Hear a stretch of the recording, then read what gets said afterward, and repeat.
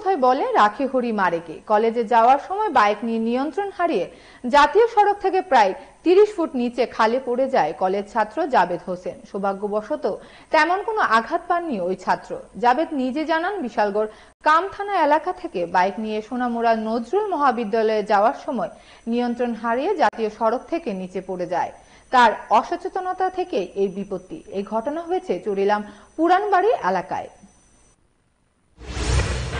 তুমি কি কলেজে দেখা লইছিলা? কোন কলেজে? কোন জায়গা বাড়ি তোমার? কামথানা। কেমনে দেখছো না এই জায়গা? এটা আমাদের মাঝখানে হোয়াইট ল্যান্ডের চাকাটা পড়ে চাকাটা স্লিপ কেটে গেছে। রেলিং নাই না? ব্রিজের একবার নিচে পড়ে গেছো কা? না না, আমি মিডল অফ দ্য রোডে আইয়া আমি উঠে গেছি, উঠে দিকে বসি বাইকটা তলে পড়ে আছে কা? তোমার নাম কি? আমি কোন সেমিস্টারে? এখানে দেখেন একটা কলেজ স্টুডেন্ট আগরতলা থেকে আসার পথে সোনামুড়া কলেজে যাইব, যাওয়ার পথে তাই দ্রুত গতিতে আইছে, আওয়াজে মনে করেন নিয়ন্ত্রণ হারাইয়া প্রায় 30 ফুট নিচে পড়ে গেছে গাড়িটা নিয়ে, আর বাইকটা নিয়ে।